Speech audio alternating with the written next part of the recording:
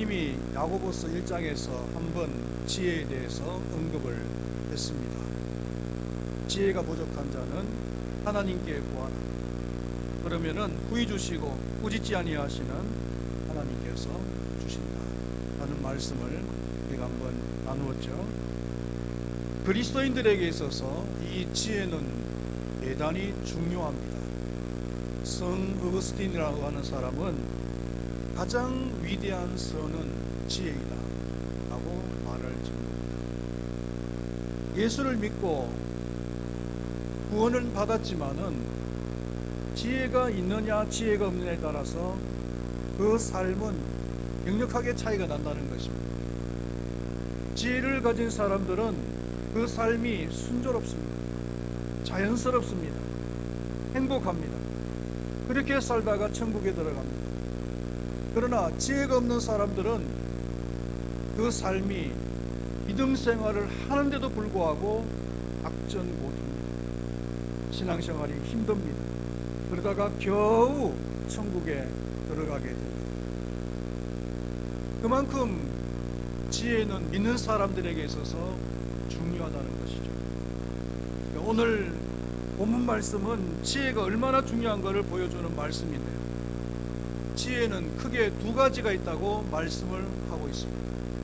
하나는 이 세상의 지혜고 다른 하나는 하늘의 지혜라고 말씀을 하고 있습니다.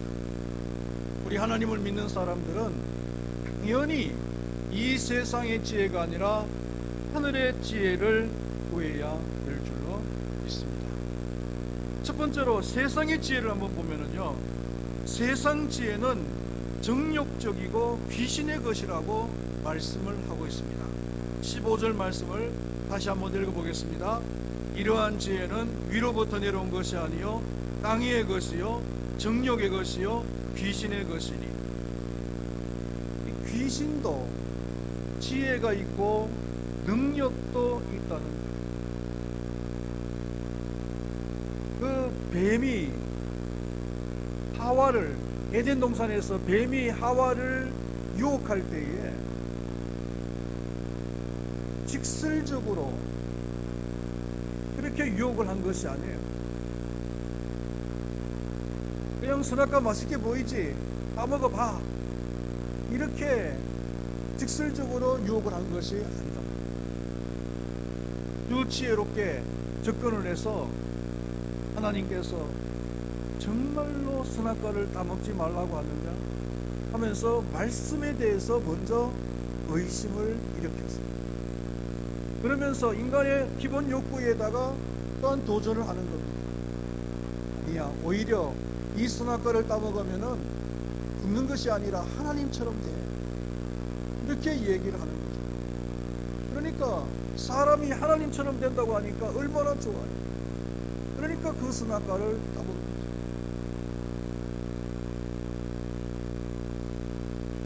요즘 통일교가 우리 사회에 큰 이슈로 떠올라서 세간에 말이 많습니다. 통일교는 두말할 것도 없이 이단 중에 대표적인 이단이죠. 그런데 특검에서 성과를 내기 위해서 야당 한 사람을 이 통일교와 연루를 시켜서 감옥에 보내는 거죠. 그리고 또 통일교의 아주 권력자인 한 사람을 감옥에 보내려고 시도를 하고 있죠. 그러니까 이 통일교가 위기감을 느끼게 되었어요. 그러나 통일교에서는 이런 일에 대비해서 이미 조치를 다 해놓은 거예요. 한쪽에만 돈을 준 것이 아니라 양쪽에다가 돈을 다 주고, 그리고는 그 명단을 갖다가 손에 딱 찍어요. 그래서 만약에 자신들이 불이익을 당하면은 어느 쪽이든 터뜨릴 준비를, 만반의 준비를 다 하고 있는 거죠.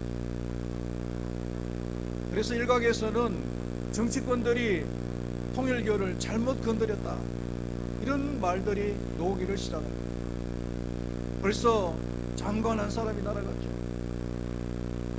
또 다른 장관 한 사람도 위태위태해요. 만약에 통일교회에서 명단을 다 밝히면 어떻게 될까요? 이단이지만은 그 지혜가 만만치 않아요. 그 많은 재산을 어떻게 다 형성을 해놓았어요? 세상적인 지혜의 특징이 곡한 시기와 다툼 그리고 자랑과 거짓말이라고 했습니다. 14절 말씀을 다시 한번 읽어보겠습니다. 그러나 너희 마음속에 곡한 시기와 다툼이 있으면 자랑하지 말라. 진리를 것을 거짓말하지 말라. 곡한 시기, 다툼, 자랑, 거짓말, 이런 네 가지들은 전부 다 부정적인 것들이에요. 그 결과가 뭐냐면 혼란이 온다는 거예요. 혼란이 오면 다툼이 일어나는 거죠. 16절 말씀에 시기와 다툼이 있는 곳에는 혼란과 모든 악한 일이 있습니다. 요즘 우리 사회에 또 시끄러운 것이 뭐냐면 보이스피싱이죠.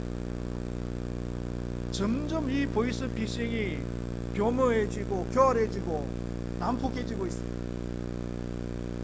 그로 인해서 사회가 불안해집니다. 한때는 반짝하고 사라질 것이라고 생각했던 그런 범죄의 유형인데 날이 갈수록 더 범죄가 사라지지 않고 있어요.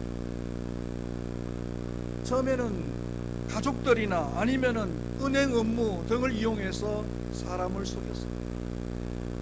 그러다가 이제는 점점 시간이 지나가면서 카드 결제나 아니면은 택배 아니면은 기관을 사칭해서 사람들을 쓰고, 이 택배나 그리고 카드 결제가 우리하고 얼마나, 우리의 삶과 얼마나 가까이 있습니까?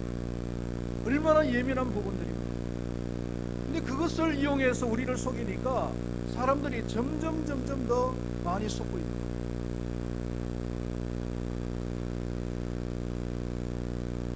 이 보이스피싱이 참 지혜로운 그런 범죄지만은 그로 인해서 우리 사회가 불안해지고 혼란스러워지고 다툼이 일어난다는 것은, 이것은 세상의 지혜, 귀신의 지혜를,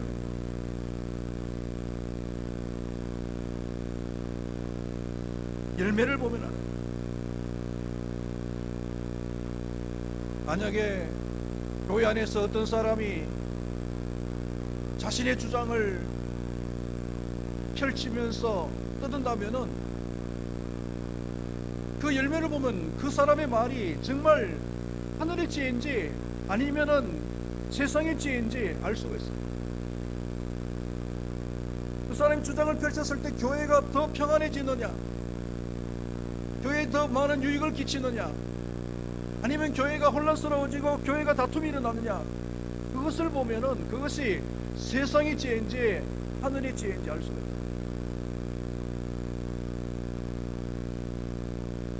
논리적으로 맞는 말 같고 좋은 말 같지만은, 그러나 그것이 혼란스러움을 일으키고 다툼을 일으킨다면은 귀신의 지혜를 말합니다. 부모님 말하지만은 교회 안에서는 없는 말보다도 은혜스러운 말을 해야 되고 믿음의 말을 해야 돼요. 1 더하기 1이 2지요. 그게 맞아요. 그러나 교회 안에서는 때로는 1 더하기 1이 3이 될 수도 있어요. 우리 변에서 어떻게 포도주가 되는 겁니까? 수학적으로 아무리 계산해도 우리 변에서 포도주가 되는 경우는 없어. 그러나 우리가 믿음 안에서는 우리 변에서 포도주가 될 수가 있잖아요. 믿음의 말을 해야 된다. 은혜스러운 말을 해야 된다.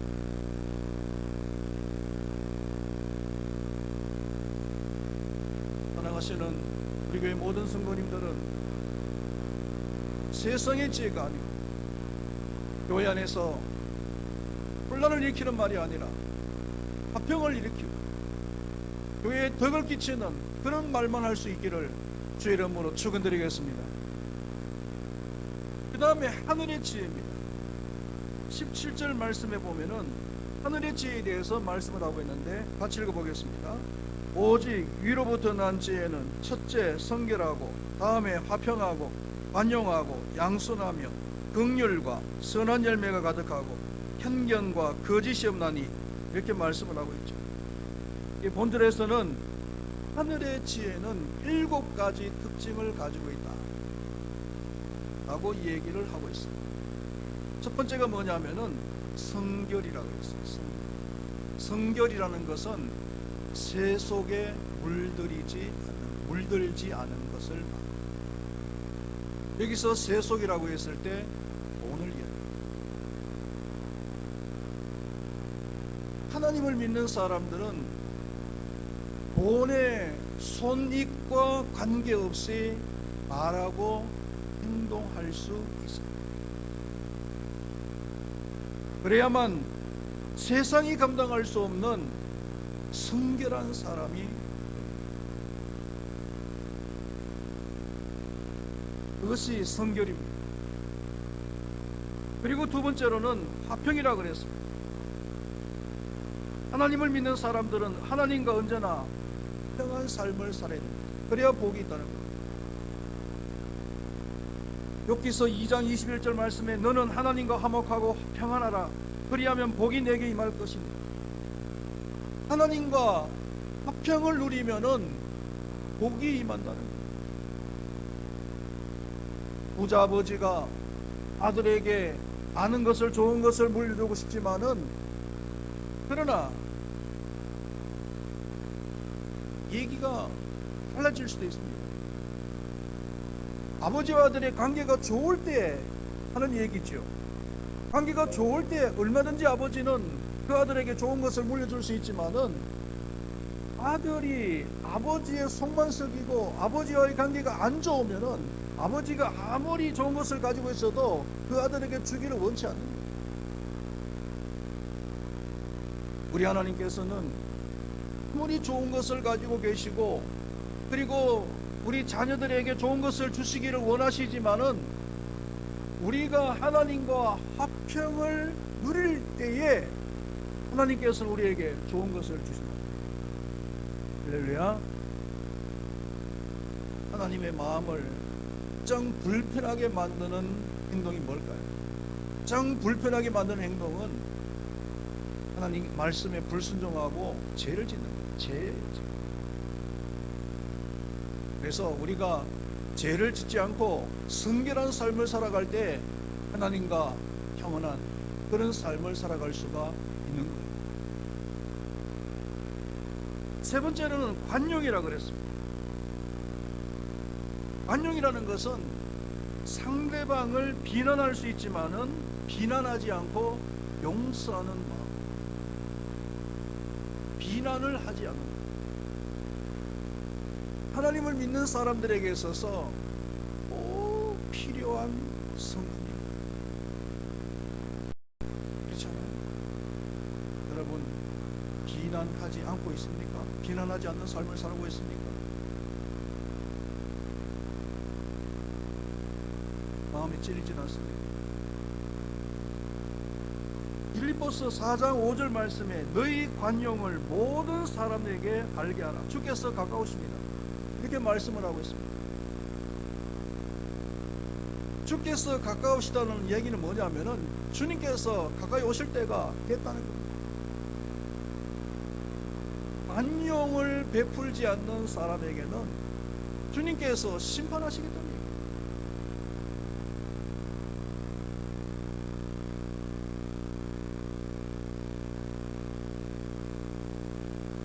비난하지 마시고 비난을 거두시고 상대방을 용서하는 마음을 가지시기를 축원드리겠습니다. 그 다음에 양순이라 그랬어요. 네 번째, 양순. 이 양순이라는 것은 가까이 할 수 있는 인격을 말합니다. 사나운 것의 반대말이에요. 여러분, 개가 굉장히 사나워요. 사나우면 가까이 합니까? 안 합니까? 가까이 안 하죠. 사람이 굉장히 사나운 사람이 있어요. 주변에 사람들이 그 사람을 가까이 할 거야, 안 할 거야? 가까이 안 하죠. 이 사나운 사람들은 주변에 사람들이 없어요. 왜냐하면은 퍽 하면은 터집을 잡아서 싸우려고 하니까, 시비를 거니까.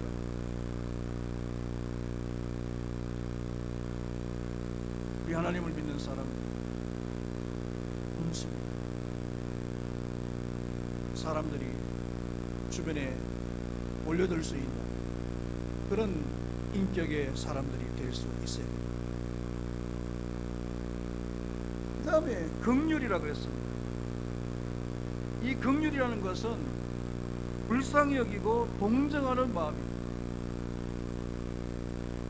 잘못을 저지르거나 죄를 지었음에도 불구하고 정죄하지 않는, 정죄하기 전에 먼저 불쌍히 여기는 마음, 이것이 긍휼입니다. 이 긍휼이라는 것은 우리 기독교 신앙에서 너무나 중요하죠. 예수님께서 마태복음 9장 13절 말씀해 보면은 내가 긍휼을 원하고 제사를 원하지 아니하노라 하신 듯이 무엇인지 배워라. 여러분, 예수님께서 제사보다도 긍휼을 더 원하십니다. 우리가 신앙생활하면서 이 제사 예배가 얼마나 중요합니까? 예배가 얼마나 중요하다라고 배웠습니까? 그리고 우리가 그렇게 생각을 하고 신앙생활 하잖아요. 그런데 예수님께서는 이 제사 예배보다도 긍휼을 더 중요하게 생각합니다.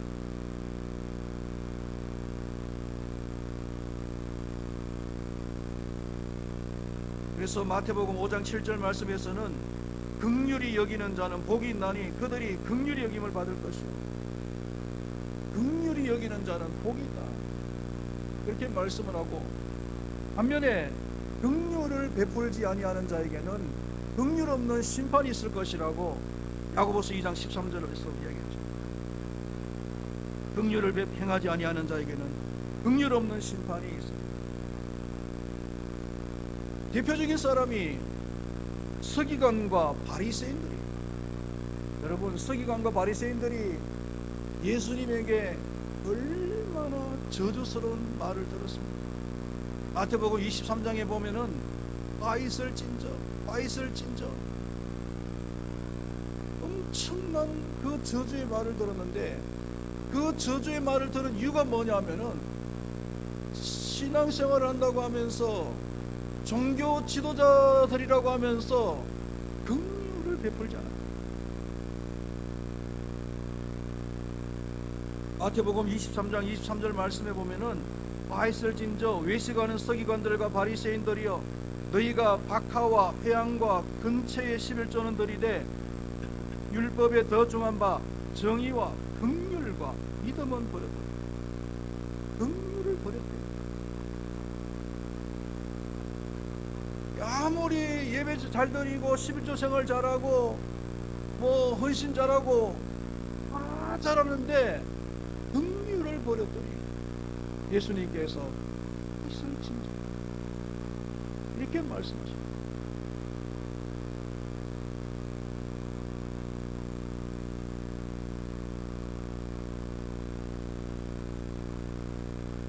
실수하는 사람이 있습니다. 부족한 점을 보이는 사람이 있으면, 죄를 짓는 사람이 있으면 정죄하기 전에 먼저 그들의 입장을 생각하고 그들을 불쌍히 여기고 그들을 긍휼히 여길 수 있는 우리 금마교회 모든 성도님들이 될 수 있기를 축원드리겠습니다. 여섯 번째로는 이 편견이라는 것, 편견이 없는 것이라고 했습니다. 이 편견이라는 것은 한쪽으로 치우친 생각을 말하죠. 너무 주관적인 생각을 가지는 것을 말합니다. 이런 편견을 가지게 되면은 서로 오해를 하게 되고 오해가 자라서 다툼이 됩니다. 우리나라가 좁은 땅덩어리에서 제일 큰 문제가 뭡니까? 동서, 경상도와 전라도, 이 나누어져 있는 것,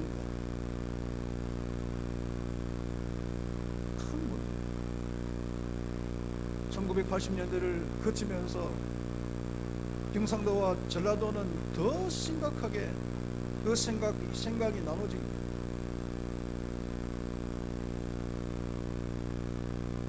저도 전라도 쪽에 가보지 않았을 때는 전라도 사람들이 전부 다 마음이 악한 사람들이고 인심도 흉하고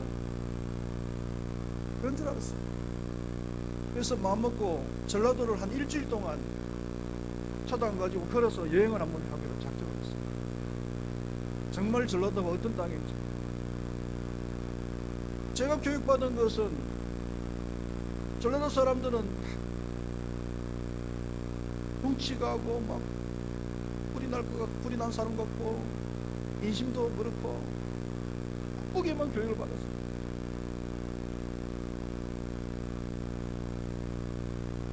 그런데 전라도를 일주일 동안 여행을 한 결과 전라도 사람들이 그렇게 친절하고 그렇게 다정하고 그렇게 상냥하고 그렇게 좋을 수가 없다.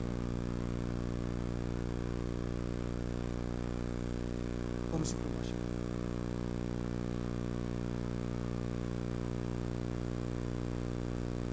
편견이죠. 편견. 그런 편견 때문에 계속 갈등이 일어납니다. 물론 정치하는 사람들이 그걸 야기시키겠죠.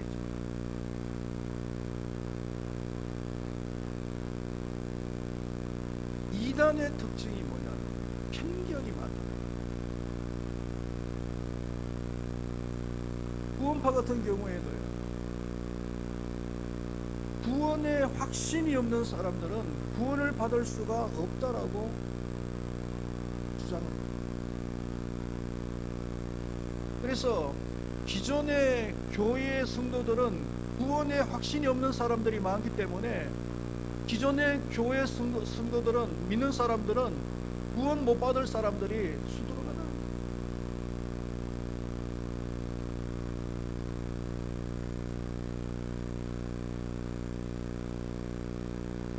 그래서 저도 구원파 영향을 받아가지고 모든 성도님들을 기초 성경부터 시켜가지고 구원의 확신을 다 고백하도록 그렇게 만들었죠. 근데 여러분, 성경에 구원의 확신이 없으면은 구원을 못 받는다는 말이 어디 있어요? 있습니까? 없습니까? 있어요? 없어요?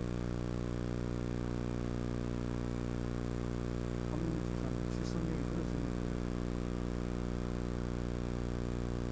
어떤 사람이 구원을 받아요? 예수만 믿으면 구원을 받아요. 예수 믿는 사람들 중에 신앙이 좀 어린 사람도 있고 신앙이 굉장히 성숙한 어른 같은 사람도 있을 수 있어요. 어른들은 내가 언제 어떻게 구원을 받았는지 그것을 알 수 있어요. 근데 신앙이 아주 어린 사람들은요, 자기가 언제 어떻게 구원을 받았는지 잘 모를 수도 있어요. 그러나 예수를 믿기는 믿어요.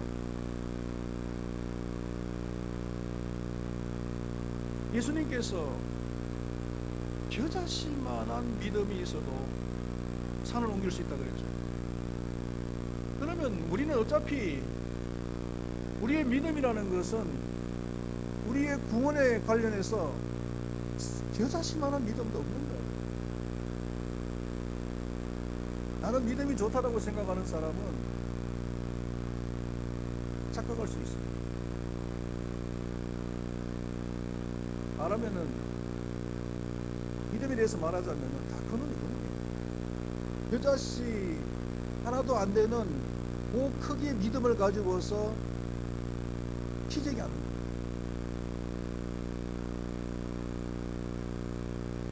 뭐 한라산이 높다, 두산이 높다, 서해대교가 뭐 길다 그러지만은요, 비행기 타고 한번 그 위를 지나가 보죠. 비행기 타고 그 서해대교를 쭉 지나가 봤는데요. 그리고 이제 한라산을 지나서 이렇게 한번 갔는데 세게 그냥 조금이에요. 몇 센치 안 되는 거지. 백록담이에요. 바가지 하나 많다.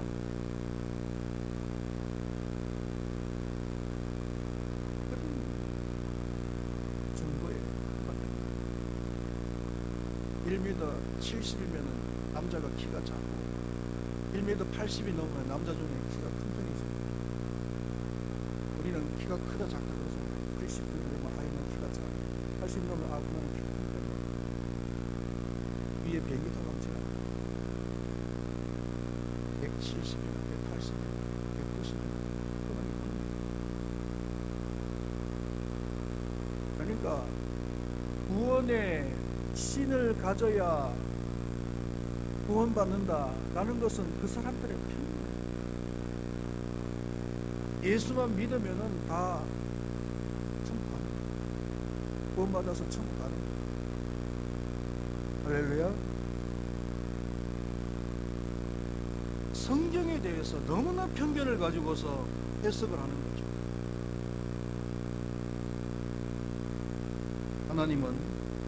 하나님을 믿는 사람들은 너무 주관적이어도 안 돼요. 또 너무 객관적이어도 안 돼요. 하나님을 믿는 사람들은 그 시각이 성경적이에요. 성경적으로 가지고 있어야 편견이 없어집니다. 정치하는 사람, 만약 예수 믿는 사람이 정치를 하려고 한다 그러면은 어떻게 정치를 해야 되겠어요? 더불어민주당 생각 가지고서 정치를 해야 되겠습니까? 아니면 국민의힘당 생각 가지고서 정치를 해야 되겠습니까? 이재명이를 따라가야 되겠습니까? 아니면은 장동혁이를 따라가야 되겠습니까? 만약에 그런 생각만 가지고서 정치를 한다 그러면 오는 거예요. 그냥 많은 정치인 중에서 한 사람이 불가능해요. 예수 믿는 사람이 정치를 하려고 그러면은 예수님이 생각 가지고서 성경적인 생각 가지고서 정치를 해요. 그래야 정치를 바꿀 수가 있어요. 나라에 헌신을 할 수가 있어요. 진정한 그런 정치인이 될 수가 있어요. 그런 생각이 없으면 예수 믿는 사람이 정치할 생각하지 마요.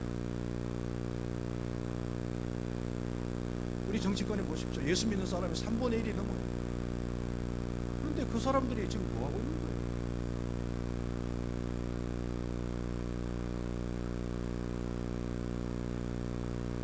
편견을 가지고서 정치를 해서 마지막으로는요, 거짓이 없는 것이라고 했습니다. 거짓은 다툼을 일으킨다고 했습니다. 부부간에도 한쪽에서 거짓말을 하면 부부간에 다툼이 나겠죠. 교회 안에서도 마찬가지고 성도들 간에 거짓말을 하면 다툼이 일어나요. 7가지 성결, 화평, 반용, 긍순, 긍휼, 편견이 없는 것, 거짓이 없는 것. 이 7가지는 평을 가지고 온다고 말씀하고 있습니다. 18절 말씀 우리 한번 다 같이 읽어보겠습니다. 화평하게 하는 자들은 화평으로 심어 의의 열매를 거두는. 우리 공동체 안에서 평을 만들 수 있는 우리 모든 성도님들이 될 수 있기를 바라겠습니다. 열매를 보면 그런 사람이 세상의 지혜를 가진 사람이 아니라 하늘의 지혜를 가진 사람. 마태복음 5장 9절 말씀에 화평케 하는 자가 복이 있다. 이렇게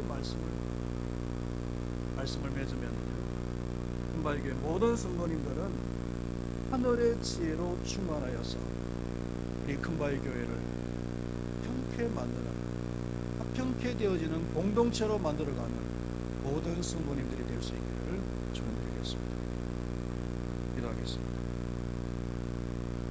하나님 아버지, 지혜가 중요하다고 했습니다. 예수를 믿고 구원을 받아도 지혜가 없으면 이 세상에서 악정고투하면서 살아갈 수밖에 없지만, 지혜가 있으면 삶이 순조롭고 행복하다라고 말씀을 하고 있습니다. 지혜인데도 세상의 지혜는 안 됩니다. 하늘의 지혜여야 될 줄로 믿습니다. 하늘의 지혜는 그 결과를 보면 안다고 했습니다. 병을 얻는 것이라고 했습니다.